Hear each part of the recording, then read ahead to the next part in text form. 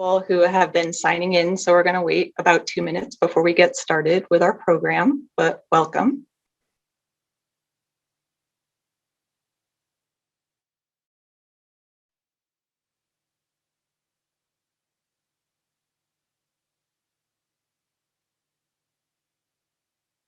People who have been signing in, so we're going to wait about 2 minutes before we get started with our program, but welcome.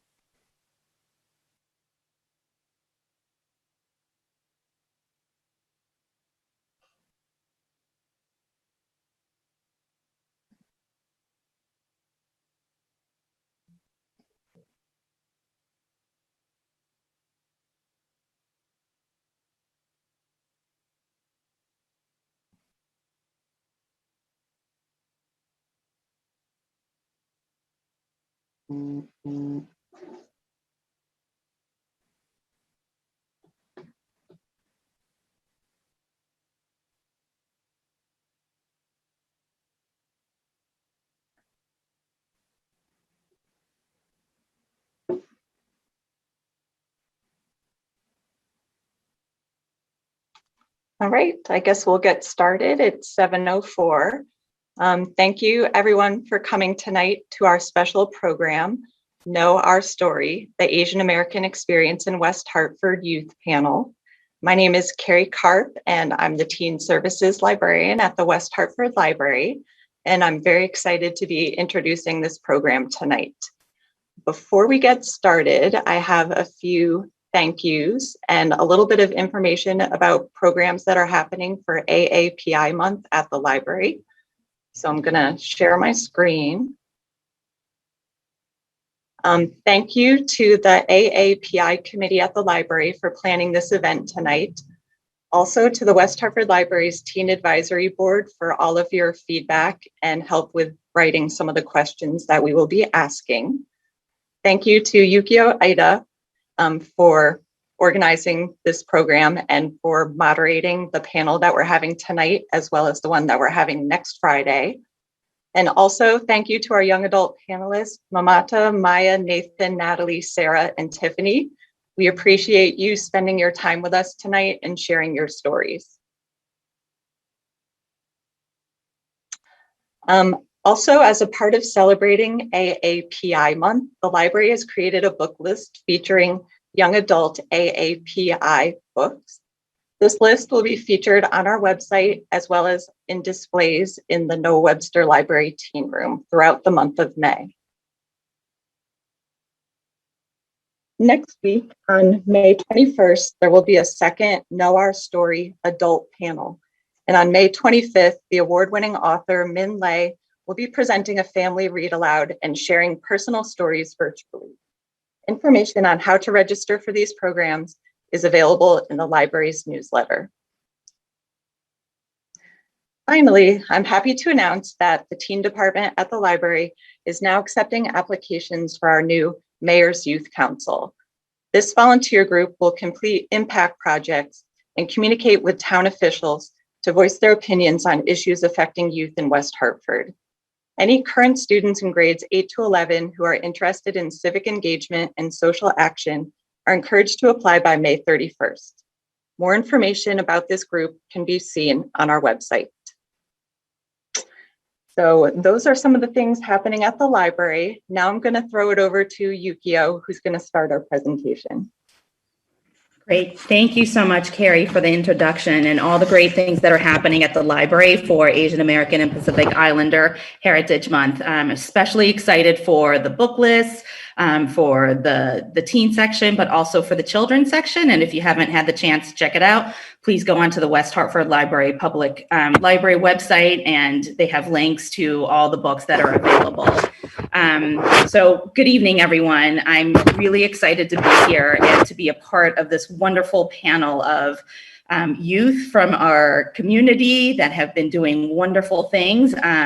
My name is Yukiyo Iida, and I am a parent of a 7th grader at KP and one of the founding members of the West Hartford Parent Community Equity, Diversity, and Inclusion Groups.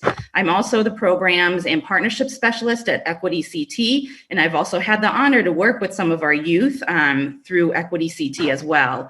I am an immigrant from Japan, and our family is a beautiful mix of race, language, and culture. And I am just so excited to be able to put on this event tonight to really showcase what we are all about. And as we get ready to hear from our panelists today to commemorate and celebrate Asian American and Pacific Islander Heritage Month, we also have to take time to acknowledge how this year feels different in trying to celebrate all that is us. Between the global pandemic, amplifying the inequities that have always existed, and our Pan-Asian community members in Atlanta, Indianapolis, California, New York, even in our local community and throughout our nation, as we continue to experience the pain and harm caused by racism and gun violence. Anti-Asian racism did not start with COVID. We have been targeted repeatedly, whether it's the US government illegally annexing the Kingdom of Hawaii, the Chinese Exclusion Act, Japanese internment, Vincent Chin, our South Asian, Sikh, and Muslim community members being targeted after 9/11, the SARS epidemic, and yet we continue to heal and grow and advocate for a just society, not only for our community, but also with others who are experiencing systemic inequities and oppression. And while this year we try to make sense of these times, we still have so much to celebrate. Kamala Harris as the VP, increasing authentic representation in books and media, a bill to include AAPI studies in Connecticut this legislative session, and the continued work by our youth in fighting injustices in our community and beyond. So we have a great lineup of current students and alumni from Conard and Hall this evening who will be sharing their experiences as Asian American community members in West Hartford. But before we dive in, I just want to give a little bit of context to what it means to be Asian American Pacific Islander. So I'm just going to share my screen and let's see, and show you some data.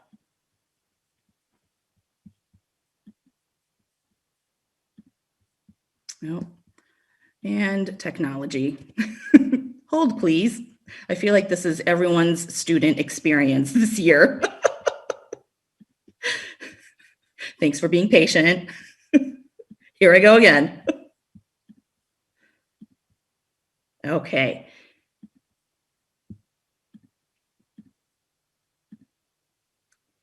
All right, so this is a chart from the US Census Bureau. And, you know, we are the fastest growing demographic group in the US right now. And there are more than 22 million Asian Americans belonging to over 50 ethnic groups who speak hundreds of languages. And this is a local trend too. And according to a study done by the Aurora Foundation, although it was from 2014, there was a 65% increase in Asian population in Hartford County from 2000 to 2014. And as you can see from this chart, there is no one Asian American history, identity, or experience. Some of us came to the US on work and student visas. Some of us came to the US as refugees. Some of us have been here for 5 generations, while some of us just got here yesterday.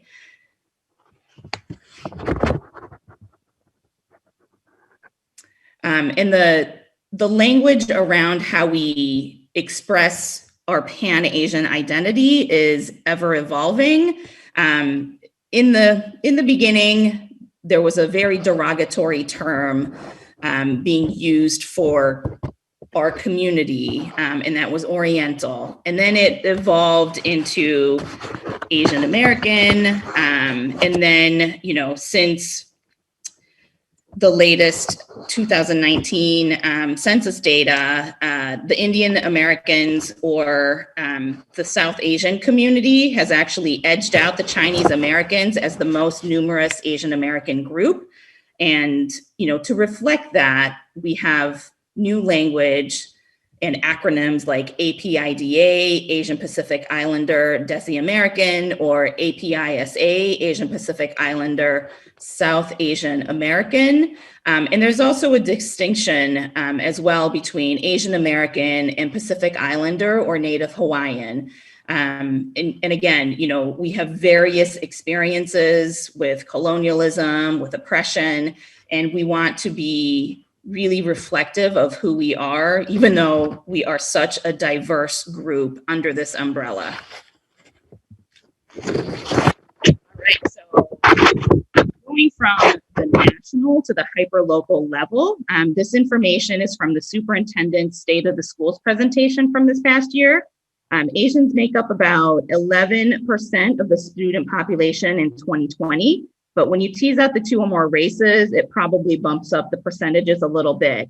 I know that, for our family as a mixed race family, right, we don't necessarily, my daughter does not necessarily fall straight into the Asian category, but she is in that two or more races.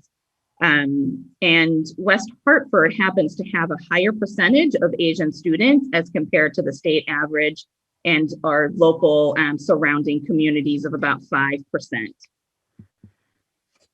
And here we are, we have the dominant home languages. We hear the district mention the diversity of home languages spoken in West Hartford, and the top 7 that we see here, 4 of them are the Asian languages. We have Mandarin, Vietnamese, Arabic, and Nepali. And when you tease out all the other ones, I'm sure there are many more Asian languages that are in that category as well. And to dive deeper into the Asian student body, this is the percentage of students that get English language services. So in the Asian population, 17% of students receive services for English learners. And this is for special education services. And again, of the 1,002 students, there are 9% of students that get special education services. And I think this last statistic might come as a surprise to many. And this is the student counts by race for free and reduced lunch eligibility. And in the Asian student category, 40% of our students that identify as Asian receive free and reduced lunch. So now that we've gone through some of the data on Asian students in West Hartford, I would love for you to meet the individuals that make up this data. So here we are tonight with 6 amazing panelists, and I'll just introduce everyone one by one, and we have a list of questions for the evening, and hopefully we'll just be able to have a casual conversation with everyone and make sure that their experiences in West Hartford are heard, but also these are young people with solutions as well. So I would love to hear from everyone on this panel how we can continue to be a better Asian American community and a better West Hartford community. So thank you. All right, so number 1, first student of the night is Natalie, and she is a senior at Conard. Yay, thanks Natalie. Tiffany is also a senior, but she is from Hull High School. All right, where are you? Yay, hi Tiffany. And Sarah is also a senior at Hull. Thank you. And Mamta is actually a Conard and UConn alum. And Maya is a junior at Conard. And Nathan is a senior at Conard. So we have a great wide range of ages and between alumni and students and experiences here. So we're going to dive right into the questions. And the first one will be about, how do you identify? And as you saw from the data, there is really such a wide range of what it means to be Asian and Asian American. So how do you identify? All right, Natalie, you want to start us off? Absolutely. So as Yukiyo mentioned, my name is Natalie Delacruz. I use she, her pronouns. I am a senior at Conard, and I identify as mixed race. I am half Filipina, and that does cause a lot of ambiguity in the way that I look and the way that I identify. As Yukiyo mentioned, I and her daughter and other people, we don't fit into one box. So we often find ourselves, if there's not a 2 or more races box, trying to choose one that best fits us and then scrambling. But yeah, so the data, I feel, doesn't really represent me because I am squished into that 2 or more races box, which really is such a diverse group of people that it's like, I don't know how that could be one person. I mean, one group, but anyways, that's how I identify. I am a political activist and very big in the activism realm, and that's just a little bit about me. Great. Thank you. All right, Tiffany. Hi, my name is Tiffany Dung. I identify as Vietnamese American. Both my parents immigrated here in 1997, and I am fluent in Vietnamese, and I speak it at home. I was in the ESOL program growing up, and I faced a lot of adversity being somebody who wasn't a native English speaker, and I'm really proud that I can give back to the community doing things like this. Great, thank you. I know I was also a student that went through the English language program as well. So, all right, thank you. Sarah. Hi, I'm Sarah Goldman. I'm also mixed race. I identify as half Korean and half Iranian. My parents immigrated to Canada for college, and then we all immigrated from there to here in Connecticut. And I'm on the teen advisory board at the Noah Library. Great, thank you. All right, Mamta. Oh, you. Hi, everyone. My name is Mamta. I graduated from Conard High School 2016, and I graduated from UConn last year, 2020. I was born in Nepal, and I moved here when I was 10. So I identify as Nepali, Asian American. So growing up in West Hartford has always been hard because of language barriers. So I was also in the ESOL program as well, in elementary school and middle school. But I'm just happy to be here and, educate others on our culture as well. Thank you. All right, Maya. Hi, my name is Maya. I'm a junior at Conard, and I identify as Indian American. My grandparents both immigrated here, and my parents are first generation. I'm also very active with social justice and human rights, and so I'm excited to share my experiences with you. Great, thank you. And Nathan. Hi, my name is Nathan Souza. I use he, him pronouns, and I identify as Korean American. I was actually adopted when I was 3 months old, so it's been a while, but I'm really active in the theater realm in West Hartford. I do a lot with that, so I'm very excited to share my opinions on how race plays a huge part in theater and representation and stuff. So yeah, I'm excited.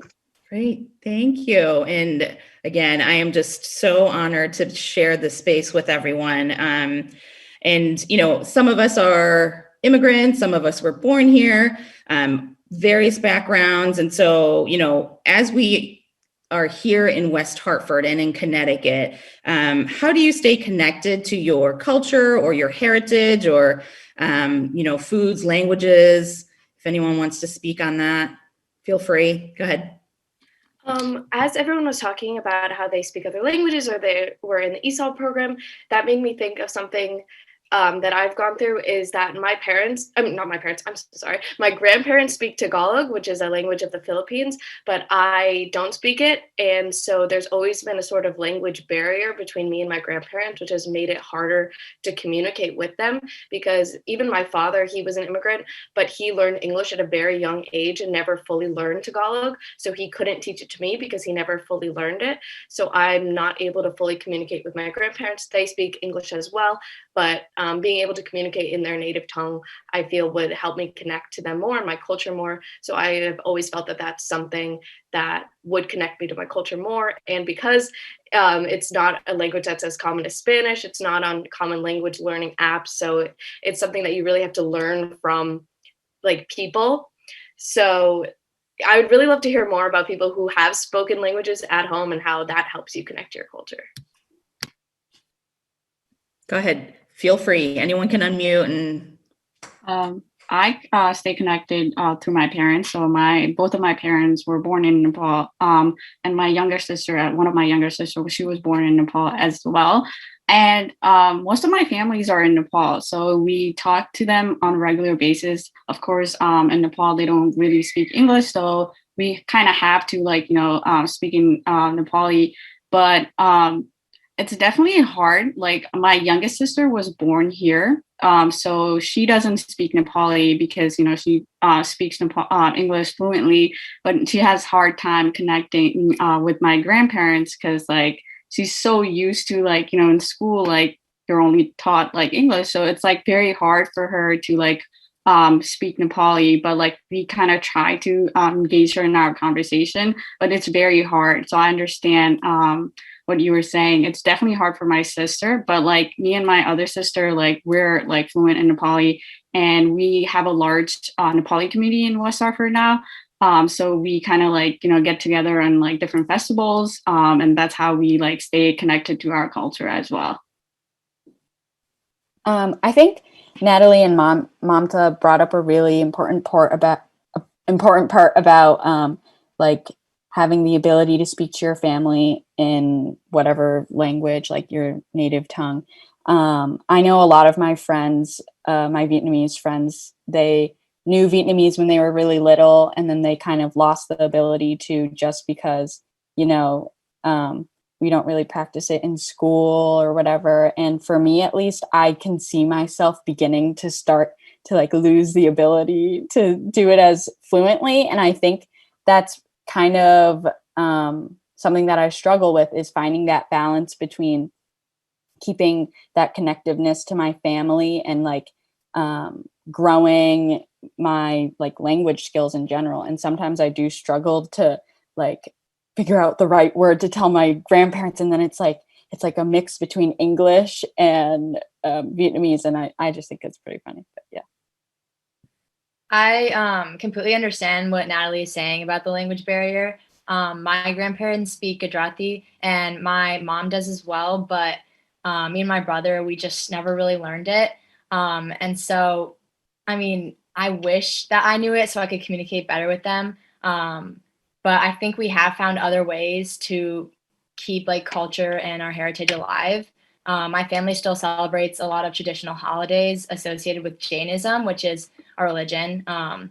And there are holidays such as Diwali and Paryushin, and a lot of these types of holidays that we try to celebrate, even though we aren't very religious. It's just another way to connect to our culture.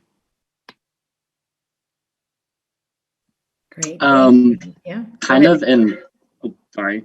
No, go ahead. Kind of in contrast to what was just said, I'm adopted, so it's been very hard to kind of connect and, identify with my race, because my family is Caucasian. I've lived in West Hartford for basically all of my life. So connecting to my own race is really about listening to other people talk about theirs. And this panel and so many other things, media, culture, that helps me feel connected, even though it's not necessarily a language or a food connection. But panels like these are what help me, not necessarily just learn specifically about Koreans, but just the AAPI community in general. And I feel that's how I try and stay connected, through, listening to other people's stories.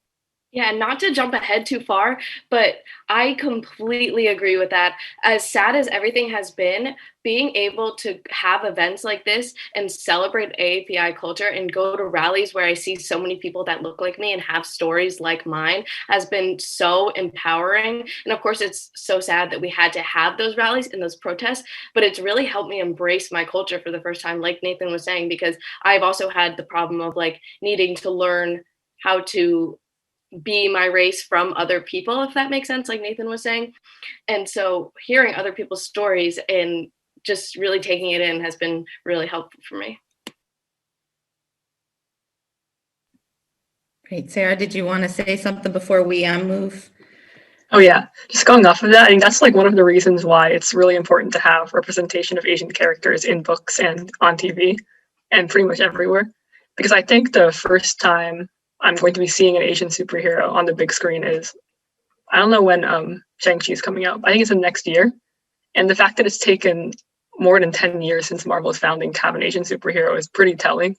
We do need to have a lot more of that earlier so that kids growing up can, I guess, be more connected to their culture earlier on instead of seeing it as something that's a little bit more distant.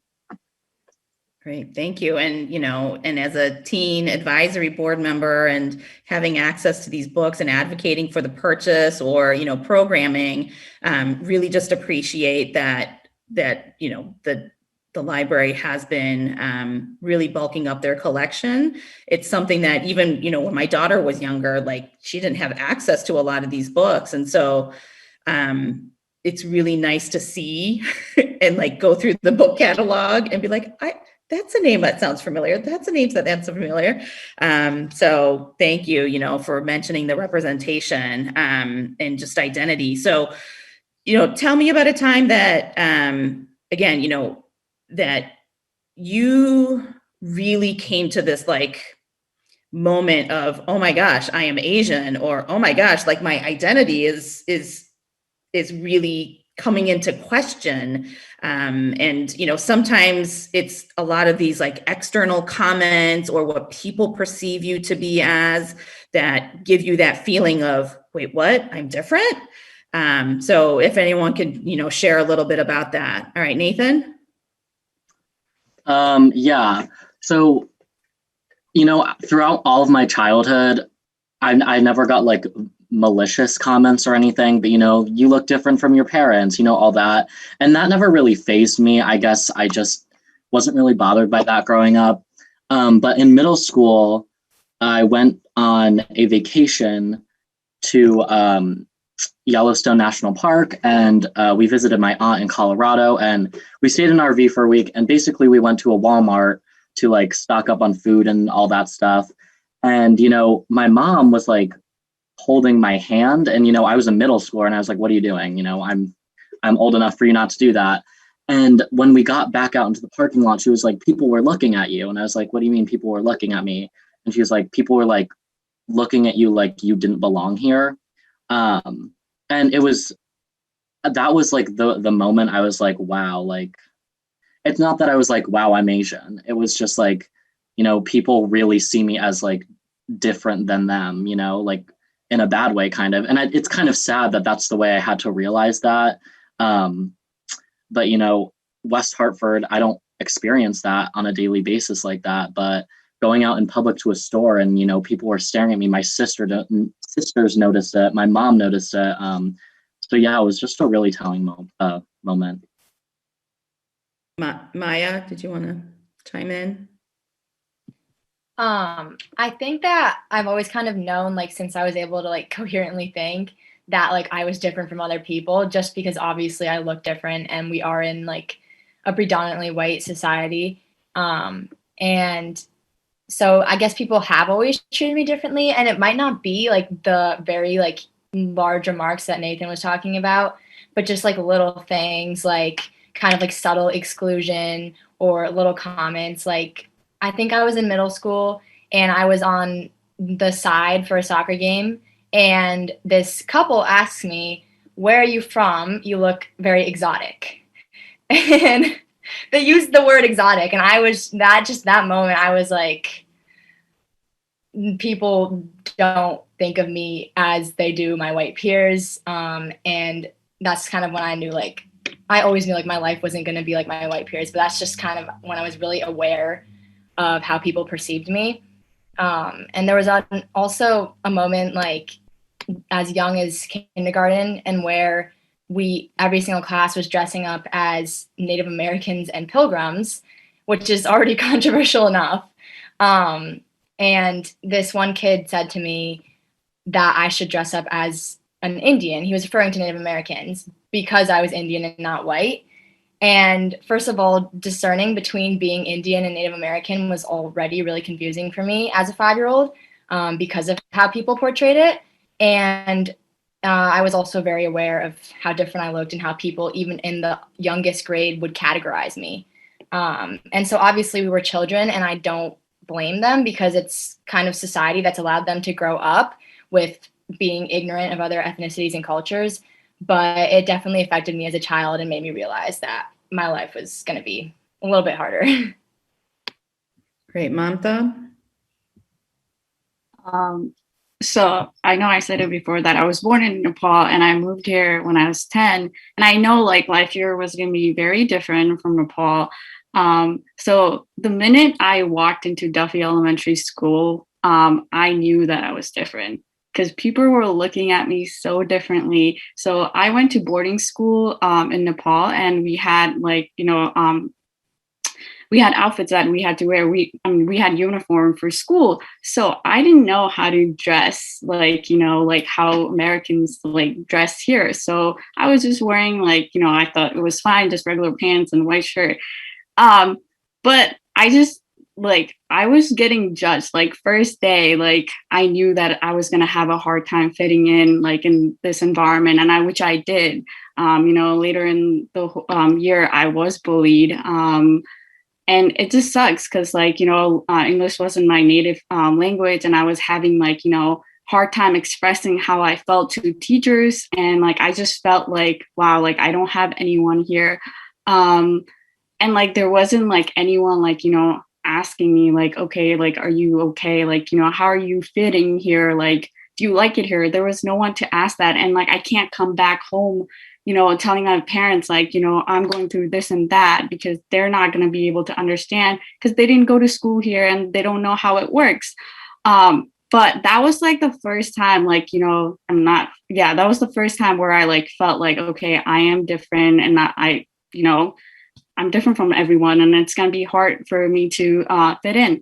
And then after that, I think college was another time where I had it's I know I'm Asian American, but people made me feel like I'm Asian American. So every time I would introduce myself, oh, I'm my name is Manta, and then they would say oh, that's a beautiful name. How do you where is it from? How do you say it? And then I would say I'm from West Hartford, Connecticut, and then they're no, where are you from? And then I'm I'm from Nepal, and then they go, well, I've never heard of that. Where is that? And then I'm well, Nepal is right between India and China. It's a small country. So just having to explain that, I know people sometimes they don't mean it in a negative connotation. It's just they're just curious. So but just having to explain that sometimes is just frustrating because I don't want to explain, but yeah.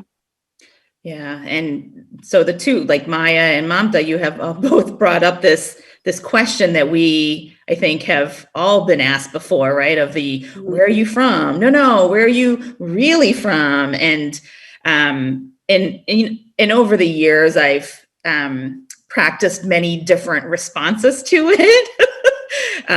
But, how do you, as immigrants, but also as US, born here, American citizens, how do you address some of those questions that you get? Natalie? Yeah, I think this is my favorite question because this is something that's not talked about enough. And it's a question that I find so interesting because for me, it definitely depends on the context. I recognize that I look very racially ambiguous, especially in the summer when I'm tanner and things like that. And so it depends on the setting for me. So whenever I go to the nail salon, they always ask me that, but they ask me in a genuine way, oh my gosh, where are you from? Maybe we're from the same place. They ask me in a genuine way. And so then I tell them, my father's from the Philippines. But if it's somebody for example, in elementary school, Maya and Mamta were talking about, I went to Duffy as well. I also wanted to say that was a very interesting experience because it was very predominantly white. And I think that all students of color face some sort of bullying at Duffy, which was really sad. And I hope that it's not like that today. But yeah, when students at Duffy would be oh, where are you from? Then, well, I guess I didn't have the smarts to do this in elementary school, but let's say somebody from Conard said it like that. I would just be oh, I live right near Conard. I'm from West Hartford. I was born in New Jersey. So it definitely depends on the context of the situation and the intentions of the person, because sometimes people are just genuinely curious. And especially for me, I understand like if you're just genuinely curious, and I wouldn't, if a random stranger asked me that also, which has happened multiple times because of, I think Maya said this, the whole exotic thing. That is just, I don't know how people have the confidence to just go up to somebody and be like, wow, you're so exotic. But that does happen. And then they get hit with the, I was born in New Jersey. Thank you for your honesty. Oh my gosh. I know it's like a rite of passage for, I think, our community, like the, where are you really from? And like the lunchbox incident, and the exotic, if you're female, like there are very common storylines in our lives. Anyone else interested in answering where are you really from? Tiffany? So when I was little, like my grandma used to make me lunch all the time, and it was always something like that was Vietnamese. And I remember like I think my resentment towards being Vietnamese kind of started in like when I was really little, when people would start pointing out that it was different, or like just like how Natalie and Mamta were saying, like when people would ask me where I was from, it almost seemed like they were warranting, like I needed to justify just being Vietnamese, like that I wasn't something else, like that I wasn't white or something.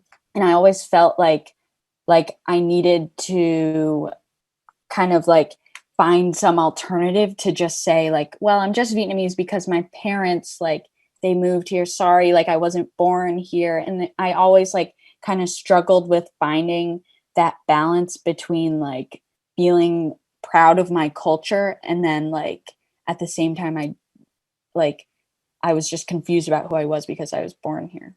Yeah. Thank you. Sarah? Yeah, it's definitely a confusing question to be asked. And I remember in elementary school, which is when I was first asked that question, I wasn't really sure how to answer. I just said I was from Canada. And then, of course, you get asked, where are you really from? And then I have to explain where my parents are from, which wasn't the question they asked me. But I guess now that I'm older, I have the guts to just say, well, I'm from Canada. And then I just stay quiet. And if they want to ask more and get an uncomfortable silence, then they can do that, I guess. That's the best way to go, I think. Just put it back on them. You make it awkward. Yeah. And, as someone that is in a different, age bracket, just hearing all these similar stories of current day youth going through what we went through too. And, sometimes I'm such a glass is very half empty person. And it gives me these moments of, oh my gosh, like it still hasn't progressed. But then, seeing you on this panel, just openly and honestly talking about these things, I think we didn't necessarily have that forum. So I'm just glad that, you're so open and honest and happy to talk about these things, which are hard to do.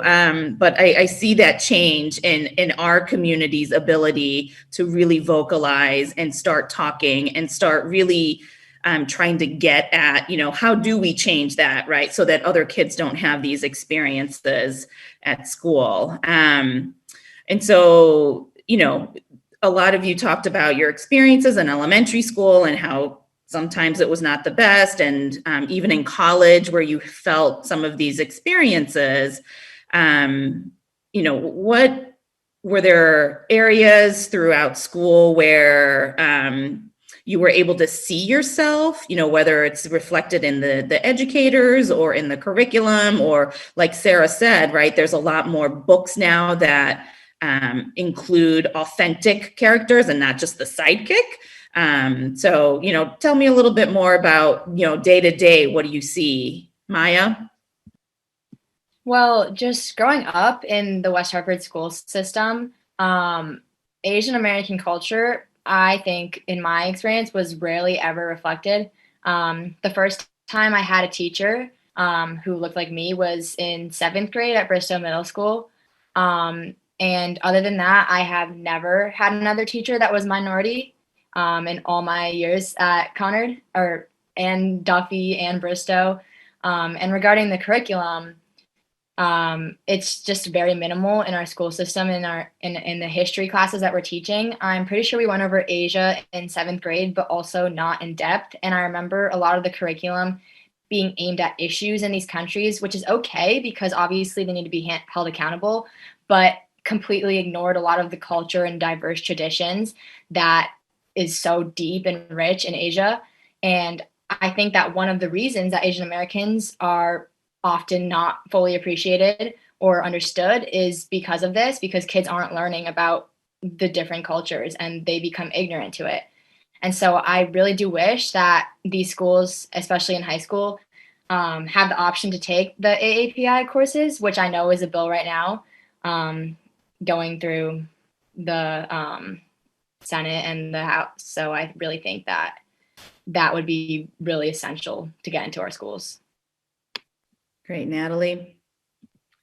I just want to echo what Maya said, but it actually took 12 years for me to get my first teacher that looked like me.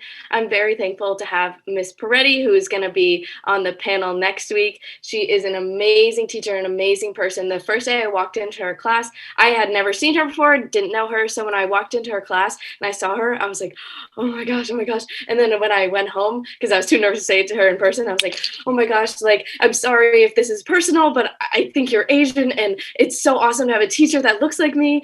And she was like, this is the best email I've ever received. And like, I went right to tell my mom. Like, it was so exciting. But then at the same time, it was really sad that I was that excited just to have a teacher that looks like me. Like, that's something I was saying to all my white friends. I was like, this is something that you guys don't even think about. Like, you've all had teachers that look like you. And it has taken me 12 years in the school system to get one teacher that looks similar to me, just the same race, not even the same ethnicity, the same race. And so that was really crazy to me. And then another thing that Maya was mentioning about the curriculum, right now, one thing that I hate is that you can take AP US history, standard US history, or US history through the African American experience.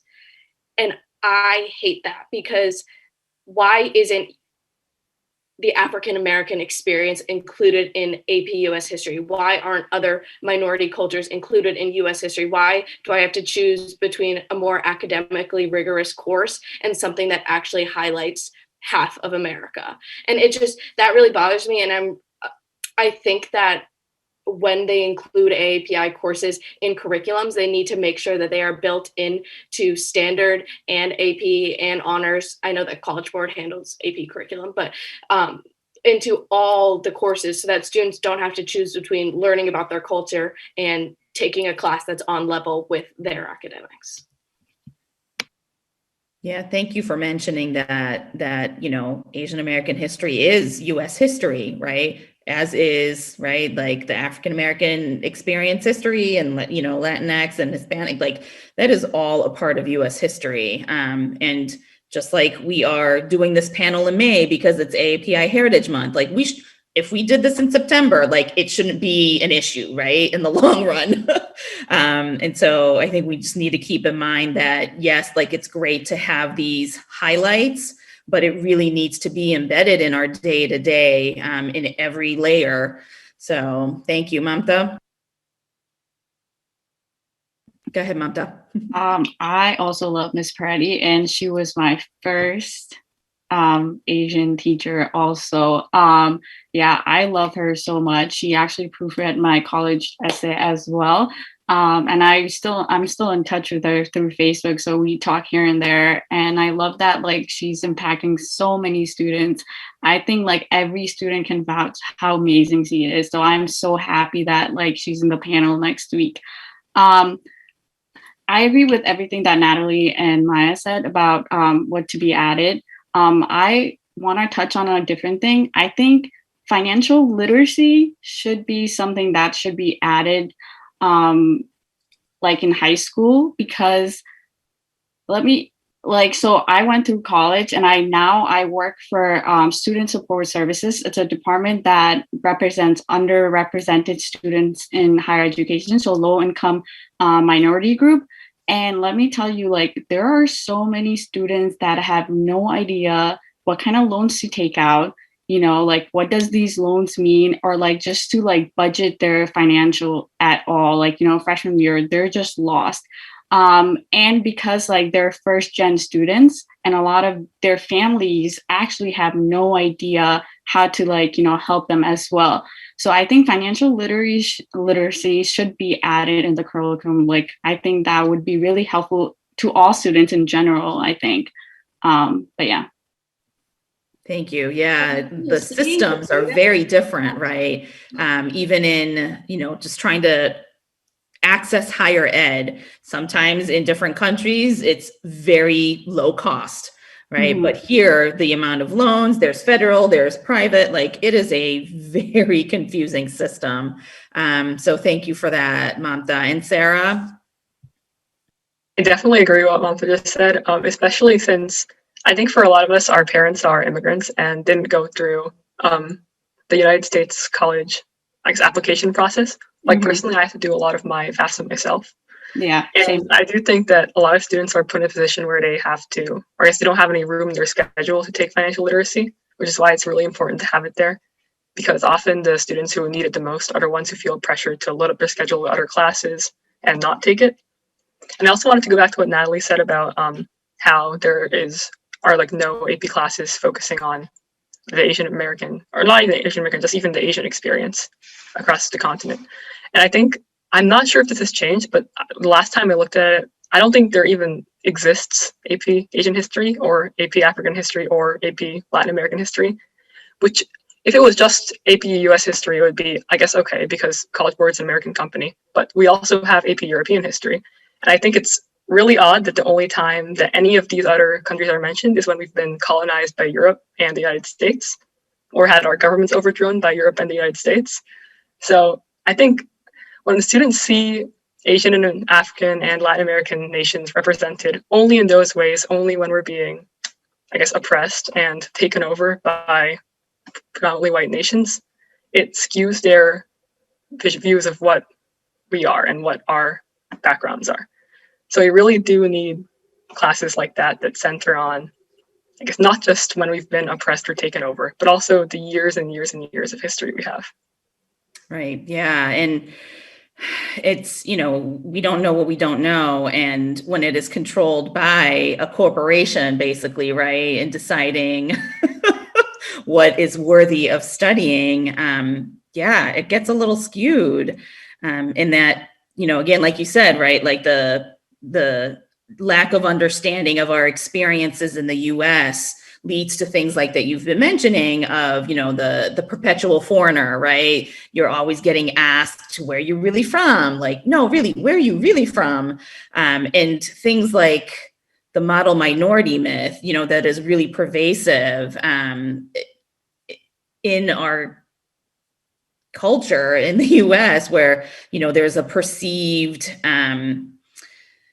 lens on the Asian population that we are all smart and, high achieving. And as we saw from the data, and as we see on this screen here, that is not the case, right? We are such a diverse group of people. And so, when it comes to like trying to combat some of these perceptions from the outside, like the perpetual foreigner or the model minority. And especially, I think, as high school seniors at this point, right? Like, I'm sure you've had encounters where educators and other students assume things about you as Asians.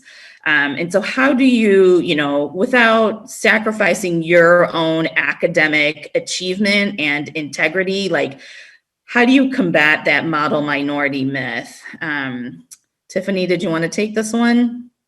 Yes, I can. I remember like a lot of my friends, a lot of my teachers almost had this assumption that I would be very good at math. And, I would say I'm like an above average math student, but I'm definitely not like exceptionally whatever, I'm not up to the assumption that they think I am. And so I think it's definitely difficult to kind of like suggest that you don't fall under that category without negating your personal abilities and stuff. And I think that when students and like friends can perpetuate that assumption, it just enforces us and feels us to be like pressured to even fit in even more. And I think that that is where people tend to kind of stray away from who they really are and start shaping into what society wants them to reflect. And I think that in order to kind of stop that from occurring is when we just speak up and start saying like, I'm not actually that good at math, like I don't like it when you ask me if I can help you. So, yeah. Great. Yeah. Thank you for that honesty. I was placed in a AP Calc class and I was like, I think I was placed very wrong. All right, Nathan. Something that I kind of just do because I like it, but it also works for this is, showing success in other areas. I feel like we shouldn't have to do that. The myths just shouldn't exist. But, because of it, it's almost reducing Asians to, like a box. Like you can be this, you can't be this. Like you can be a doctor, you can't be a performer. So I guess showing success, I don't want to say like I'm successful in what I do, but like doing, theater and stuff, something that's not, considered what an Asian would do, within that myth. I feel like that's helping destroy it, I guess. It's, changing the narrative, like putting it in your own hands, showing success in another category. Great. Thank you. Yeah. You start to rebel kind of a little bit against your, what you want to be. But yeah, no, these are hard truths to hear. All right, Natalie. Nathan, yeah, that is such a good point and such a unique perspective that you bring, because Asians are historically underrepresented in the arts. So I'm very happy that you are successful. He didn't want to say that he's successful, but he is very successful. And I was just going to say that the model minority myth is really harmful to students with special needs, because if you're automatically assumed to be smarter or more talented or something, but you need accommodations to reach your full potential, you might not receive them because people assume that you can do it on your own, or you don't need them, or nothing's wrong, like you should be good at it, like you're fine. And so I think that can definitely be extremely harmful to special needs students or low income students. And something else I wanted to say that I feel like Mamta, you would be really good at answering, is that going through the college application process this year, I was worried that being Asian was going to be held against me, because as we know, especially the Ivy Leagues, they had a big scandal where it was found out that they were being discriminatory against Asian Americans and holding them to higher standards than they were other races. So I was scared that that was going to affect me. And I don't know, maybe Mamta, you can talk about that more, but I think that in the college admissions process and everything, the model minority myth has definitely has had like a huge effect on the admissions process that has actually taken it, because a lot of people think the model minority myth helps Asian Americans, but in that case, it's really hurting them. Yeah, and thank you for bringing the disparity between, who gets identified for the special ed services and who doesn't, and as we know, right, like the Black and brown students are identified more to be in special education than Asian American students. And, it goes both ways, right? Like this positive stereotype has a negative impact. And also this negative stereotype of who's being identified for special ed is also having such a negative impact on all the wonderful student achievement that's actually happening too. And it is complicated, this education system. It is definitely not a neutral ground. Maya? I just want to add on to what Nathan said. I completely agree with what he's saying because, well, first off, placing Asian Americans as economically successful, automatically smart, that downplays a lot of the issues that they do go through in society. Racism against Asian American Pacific Islanders and their struggles is significantly downplayed because of the stereotype. Just because Asians are economically successful, and as we saw, like there is a lot of, like, we're a diverse group, not a lot of people are not, doesn't mean that they aren't suffering from social inequality and hatred and the hate crimes that we see rising. And so that's another harm, I think, of this myth. And then going off of what he said about placing us in a box, they say, yeah, you can be great at school, but then in things as sports, we are automatically like, they see us like at tryouts and they're like, no, they can't be good at sports. And so as a student athlete, I've had to work 10 times harder than my peers to be recognized. And it's been a struggle to have to work that much harder to be recognized. Great. Mamta? Yeah, I agree with what everyone was saying. Just to add on, is that it's like mentally exhausting. It's like draining when you like have all these stereotypes that like we have to live up to, or like all these expectations that we have to live up to. It's very exhausting. It's so draining. And the crazier part is that mental health is such a stigma in Asian communities, of most of the Asian communities. And like, we can't even like share about like our struggles that we go through with our own family. And the fact that like people just expect you to be successful and like just smart and just like, you know, just be perfect. Honestly, the model minority myth like just expects you to be like perfect, like you're like put in a box and you know like, and you can't get out of it, and it's very exhausting. And I just want to emphasize like the mental health is that like I think we need to raise awareness in mental health in Asian American communities, because a lot of Asian American students actually go through it, but there's no one that's actually speaking out on it. And it would be amazing if Board of Education actually provides resources for students, you know, like, for example, having counselors that look like you, or like, you know, that can't relate to what I was going through. Like when I was applying to colleges, okay, so little backstory. My dad didn't want me to go to UConn, like Storrs campus. I was accepted to Storrs campus. You know, everyone else would be so happy to go to Storrs campus, but my dad didn't want me to go there because, like, first of all, like, you know, he's new to the whole college life and he didn't want me to go away, like, and live up there. So he wanted me to go to Hartford campus, and I had no one to back me up. I was like fighting through it, and it was mentally exhausting trying to explain that to my dad, like why it's so beneficial for me to go to Storrs and I don't want to be home. So like, you know, times like that. And I know there's a lot of like Nepali students like at Conard and Hall right now going through the same situation, and other Asian Americans where they're just exhausted, you know, like kind of standing up for themselves. And which is why, like, you know, I started this, I feel like I'm rambling, so feel free to stop me. I started this nonprofit organization, which is talking about the Hartford Leo Club, which I started with a few of my West Hartford friends and like friends from Brantford, because there's a large Nepali population in both communities. And we actually had a panel. We had like a bunch of students coming in and talking about like mental health and why we need to raise awareness, because a lot of time, like, it doesn't get recognized in our community. But yeah, that's it.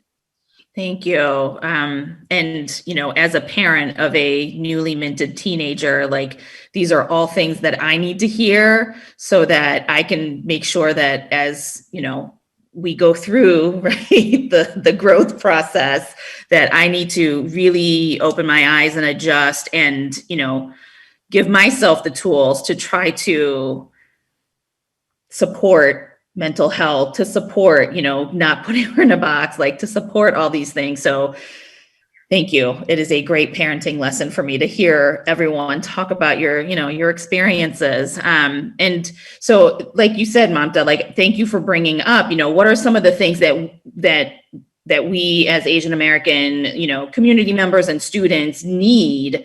What else, right? You said access to mental health or social works that look like us, or in making sure that things like guidance and social work and all these student support be culturally responsive as well. Just because I'm Asian, right, doesn't mean that I can necessarily speak to the Nepali experience. But, I think, if there are other solutions, or if there are other ways that you wish your schooling was different, let us know. Like, now's the time. Natalie? Another thing about Miss Peretti, because she is the only, besides, there's another teacher at Conard who is Asian, but she's the Chinese teacher, and I've never had her. I don't take Chinese, so I never will have her. But I wish that there was more representation, not just in guidance, but in all fields, because I feel like a lot of students, they grow connections with their teachers, and they can go to their teachers for things that they might not go to guidance for because of those connections. Because like when you see a teacher every day, or with the block schedule every few days, you get to know them a lot better than you get to know your guidance counselor. So you're more likely to go to them about personal issues or something like that. And so having teachers that look like us would be beneficial, not only for academic purposes, but also for social and emotional learning.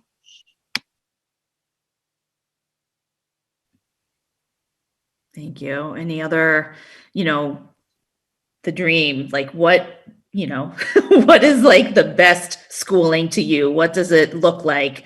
What do you wish you had that is equitable to, all students going through some of these things? Sarah? I think it's important for, I guess, especially elementary school teachers to look out for any racism or racist events happening around their elementary school. Because I remember this, I don't know if any of you guys also experienced this, but I remember back when I was in 5th grade at Bugby when I moved there, there's this song where people would sing Chinese, Japanese, Asian and pull their eyes back. And I was so shocked. I did not know how to respond. And it would have been great if somebody else had stepped up, because I was way too uncomfortable to say anything. And then I thought that was just maybe my class, because that was a super white class. I was one of the only Asian kids there. But then I asked my brother, have you ever heard that song? And he was like, oh yeah, people sing that song still. And I was like even today, people are singing that really weird racist song. And just I think it would really help if teachers paid a little bit closer attention to what was happening around there, because I don't think they were singing it too quietly. It's pretty easy to hear. So it was either ignored or just not addressed, which is something that it really should be addressed, because that can have a really significant impact on kids that age. And yeah, my heart just breaks hearing these stories. Nathan? This is kind of, I don't want to say an obvious thing, but I feel a lot of people in West Hartford kind of neglect that racism still exists here, which is crazy to me, because it's I understand, we live in a great town, we are a very diverse town, I feel West Hartford does an adequate job of seeing all identities. I think that we have a lot of work amplifying all of those voices, but I do think that we have a diverse and accepting community. I've never felt unsafe living in West Hartford. Yet at the same time, like Sarah just said, stuff like that happens in the elementary schools. It's I don't think people realize that, just because, we're a left-leaning, progressive town doesn't mean that stuff doesn't still happen. So, I think panels like this is, it's when these stories come out, through the roots and stuff. So I think it's important to keep having conversations about it in the public eye and, to the public, I guess, so that I guess West Hartford just becomes a little bit more aware of all the issues that still happen. Right. Yeah. And racism, I think, looks different in different communities. And I think, over the last year, the racist violence against our community has skyrocketed. And that has really, I think, awakened people's understanding of what not understanding, but that anti-Asian racism exists, right? But it was through like these really violent acts. But racism shows up, right, in those really small moments on the playground, as there's an adult like 10 feet away and these kids are singing, or just that, that the education is not representative of including Asian stories and Asian American stories, and and the positive parts of it, right? Like someone said about it's only shows up when it's about like being colonized or oppressed, and always through that European or the white lens. It's so hard hearing that even though you guys are much younger, that you are still having or have had all these experiences that many of us have had growing up too. And what do we need to do? Like what are some other ways, right, outside of this panel, can we do to just really start combating more of the systemic things, which hopefully will then take care of some of the more individual things. But, what else, Mamta? I think creating an environment like where it's like open space, like telling kids that, it's okay to be not okay, like let them talk, like create an environment, like have a check-in with your students, where you're just open, like you're just talking about random stuff. Like, sometimes it doesn't always have to be academic. We don't know what the student is going through at home. So like, just like creating a space where students can talk about issues, and like talk about things that they're going through home, like reach out, like, sometimes students like, don't want to reach out or tell you what you're going through. So maybe like try reaching out and see like if like sometimes when you offer a hand, like, they usually accept it. So I think just like, creating a space and like, just like I said before, like, just providing a lot of resources for mental health. I think through COVID last year, especially, I think students have gone through a lot. And I think it's really good to like just check in with students. Great. Yeah, that personal outreach and connection, because it is hard, right? To be the one that has had a bad experience to say, hey, I need help. It really does help when someone else is like, hey, what's going on, right? And really reaching out and listening and creating space for you. Maya? And I think in West Hartford, teachers have been trying a lot to reach out more and try to address some of the stuff that's happening in society, but also there have been instances where it has been the teachers that have been either like unintentionally aiding to these biases, or saying kind of harmful comments and singling you out because of your race or because you look different. And I know a lot of the times it isn't intentional, but it's these internal biases and prejudices that we have to address. Like, for example, a teacher could ask you where you're from, and kind of perpetuate that stereotype, which I think they need to start actively addressing and checking themselves so that they can provide the same kind of environment for every student. Great. Thank you. Tiffany?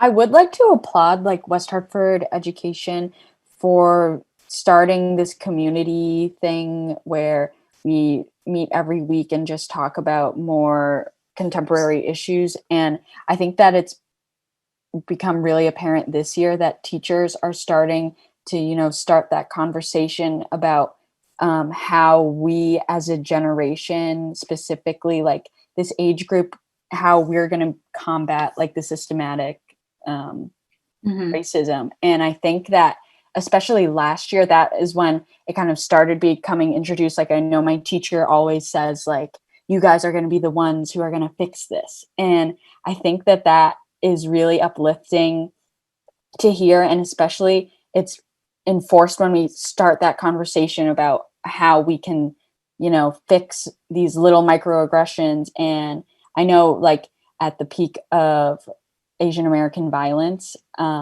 we did have a really important community discussion that I know a lot of students kind of felt that it can be a little bit inorganic and kind of forced upon us. But I think that when things like this occur and it's more natural, that's when we kind of make real progress and get a real conversation going on.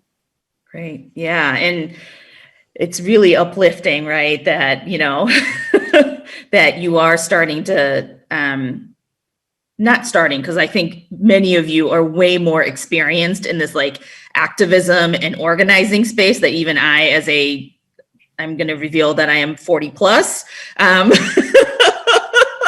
But it's, I just have so much hope, right? Even though we've had so much of the downer this year and in the past. And so how has your identity as an Asian American influenced or helped and contributed to some of your volunteerism or activism? Work in solidarity with other communities, and, here in West Hartford, but also beyond. Nathan? I mentioned earlier that I'm big with theater, and, I feel like the arts just in general are a great way to integrate, your identity into, entertainment, I guess. And, I like to approach a lot of issues I like to write plays. At Conard High School, we do a 10-minute play festival, which are a series of, comedy 10-minute-ish plays. And I've written a few.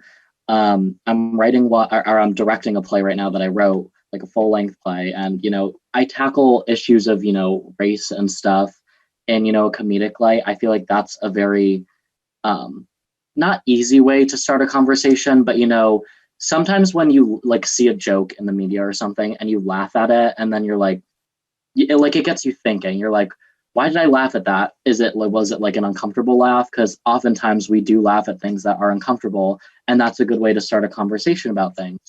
So I've really tried to integrate. I'm gay, so I've tried to also talk about that in my play. I talk like religion and how that affects like the gay community, and I've tried to integrate small bits of race and how people use certain justifications for microaggressions and racism. And I don't know, I just feel like I love the arts, and a lot of people are involved in art forms, whether it's theater, music, dance, art, whatever. So I don't know, I feel like that's a really good way that all people can not only learn but also contribute. So yeah. Thank you. Mamta? So during when quarantine started last year, I actually started my own podcast to raise awareness with everything that was happening with BLM and stuff. I saw that our Asian community, talking about Nepali community specifically and other few Asian communities, weren't speaking up with everything that was happening with BLM. And, that kind of it was just like weird, like, why aren't people speaking out? Why aren't people being ally, and why aren't people helping out? So I started a podcast, to just raise awareness in our Asian American community. So my first podcast was about BLM and how we can be an effective ally, and all the history behind BLM and everything. And I continued with it, and I also delved into other topics in our Asian community that we kind of sweep under the rug, like mental health and dating, interracial dating, and all that stuff. So I mean, being Nepali has everything to do with what I do for a community, because I don't want my younger sisters or other younger kids to go through the same thing I go through.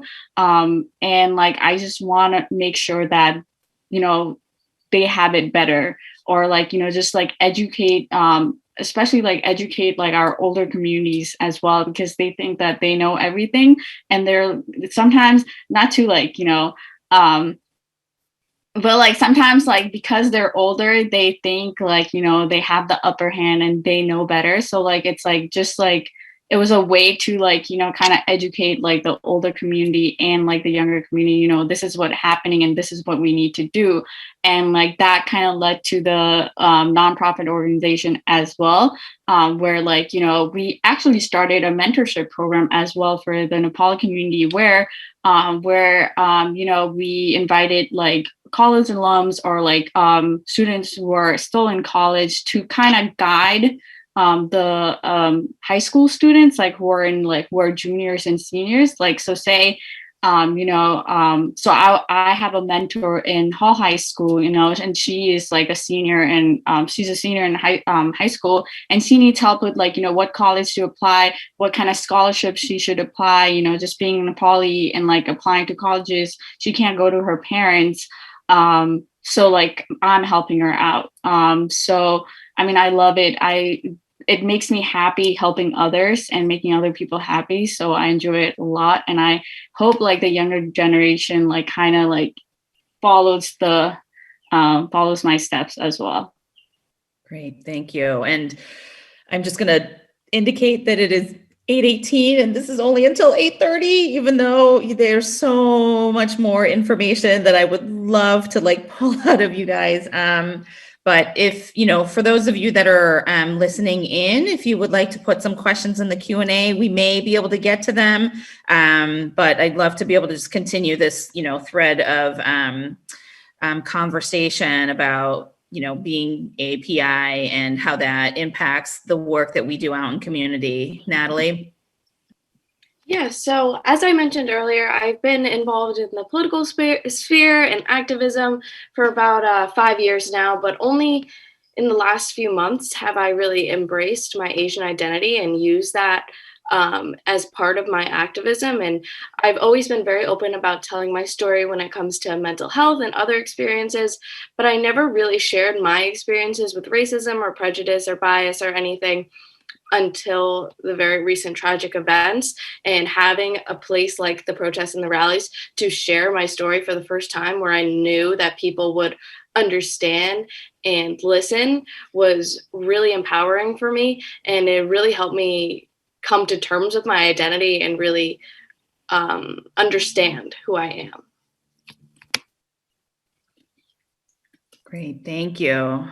So much hope and so much, you know, in really reflecting on our identities and ourselves. Thank you. And so, you know, as we are coming very close to the end of our time together, you know, this is a question for everyone on the panel, but what's one thing that you think other community members in West Hartford could do to amplify the experiences or, you know, work with Asian Americans, or, you know, what can community do for us too, and with us?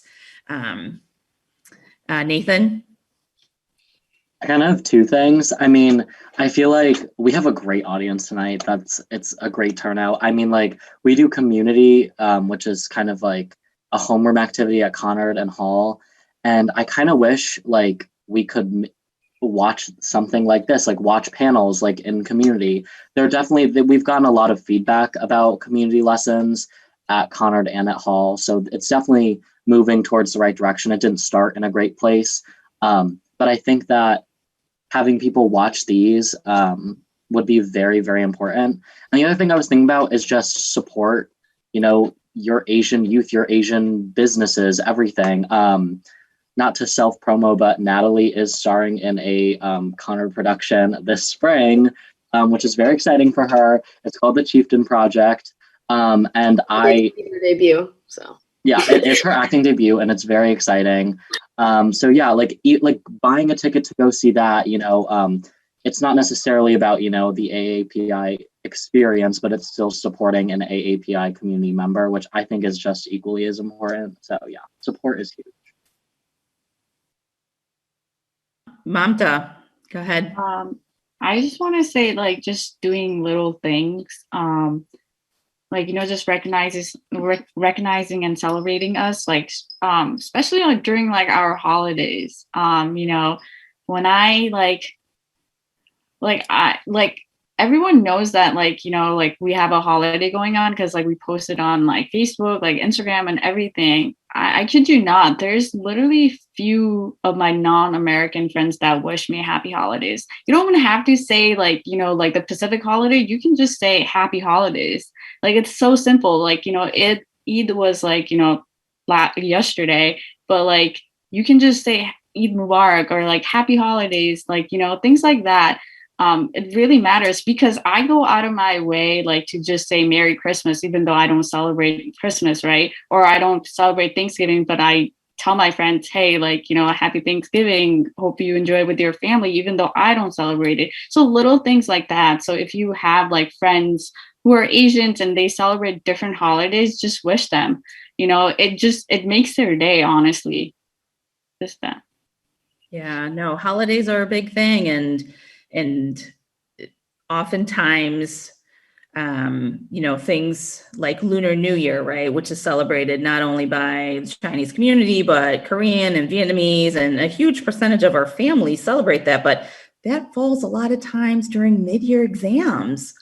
And that is a hard choice to make, right? Like, do I stay at home and celebrate like the largest holiday in our family, or do I go to school and take this test? And these are really hard things to grapple with. And you're right, like it's a big deal. Yeah. Wait, can I just add on to this? Like my sister, like literally had an experience in Conard where, you know, she told her teacher that like she's celebrating the holiday, and it was in like October. We celebrate Dasai, which is like our major holiday, and she told her that she can't make it to school that day. And you know, instead of like giving her like, you know, oh, you have few days to do homework, she actually got frustrated and mad at her, and then told her like she can't have extra days to complete her assignment. Isn't that crazy? But like my sister is so like, you know, like she's not like the type to stand up for herself. She didn't say anything to her teacher. It's like things like that. Like it just makes me so mad because like we're not asking you for to like, you know, I don't know. It just makes me so mad. Yeah, thank you, Sarah. I think that on that note, a way that you can support your Asian peers is if you see, for example, somebody posting, even on their Instagram story, oh, like today's Eid, then if you don't know what it is, just taking like maybe 10 seconds to look it up and to find out what it is. This goes for teachers too. Like Mama said, if you're a teacher and you see one of your students email you and they say, today's like Nowruz, and you're like, oh, what's Nowruz? Instead of just being like, well, your assignment's still due today, you can look it up and find out the history behind it and have a little bit of compassion for people who are like different from you. That's a step that I think every teacher can take and every student can take too. Thank you. And that allows us to connect with our heritage and our families and, you know, our community in a different way. Yeah. Thank you. Maya? I agree with everything that they said. It should go both ways. I know a lot of us have done a lot to not assimilate, but try to learn about other people's religions and cultures. And I feel like if this was a two-way street, we could be a much more accepting society. And so attending youth panels like this and attending events to gain more education and knowledge would be really helpful and effective, I think. And then also bringing up the bill again, it's Senate Bill 678, actively support it. Oh, it's not 678? Yeah, it's 6619. Oh, my bad. Right now, yeah, it's been, it's kind of morphed a little bit, but it is 6619, and it's, yeah, to include Asian American, Native American, LGBTQ, I think studies into like a model curriculum for K-8. So, but it is 6619, and like you said, Maya, Make Us Visible CT. You can find them right on Facebook. Is that probably the best way? But really, you know, like, even though you might not be of voting age, you are still a constituent of the, you know, of West Hartford, right? And Natalie, you've been involved politically through like the Democratic Party and stuff. And so, you know, there are ways, right, that you can just email your rep, email, the people that represent your area of town. So, and thank you, Maya, for bringing that up. Nathan. Something I just want to say really quick is if you have questions, I can't speak for everyone, but like I'm more than welcome to have conversations with people if anyone wants to talk. I mean, like I have a drastically different, I think we all have drastically different experiences person by person, but if you ever want to reach out to me, I don't know if we can like send our email in the chat or something. But yeah, if you have any questions, I am more than welcome to answer them.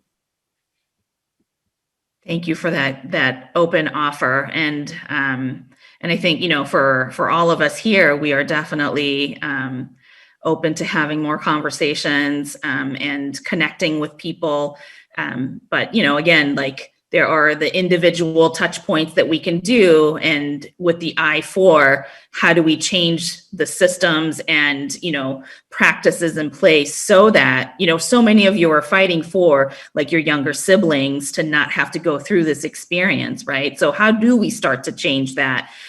Because, it really breaks my heart to see and hear that whatever we went through, like in the 70s, 80s, 90s, that are still repeated to this day. So, and I applaud you all for this eye for a better world for our younger people, even though you yourselves are young still. And yeah, I can't. This is too much, but too much of, good stuff too. And any one last final comment before we have to really wrap up, even though I really don't want to wrap up.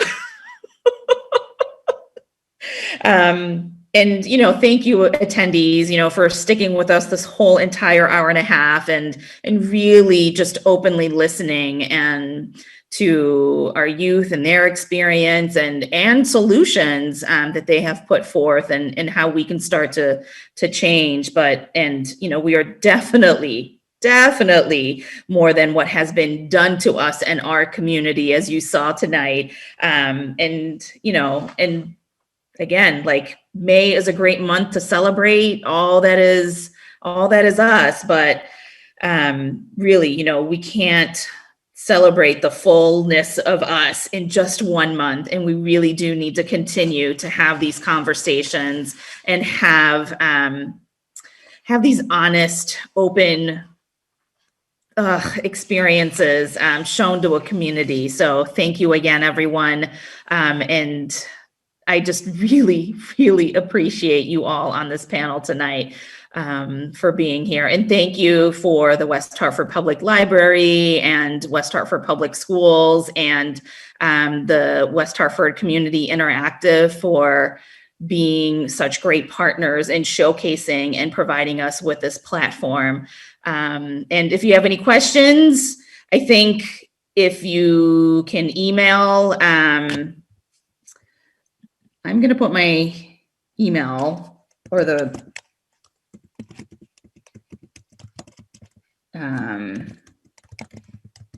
and we can start collecting all this information, but I'm just putting the EDI, West Hartford EDI email, so that if you want to ask any questions for our panelists, we can collect it in one place. I know we did not have enough time to take your questions. I'm sure everyone was trying to,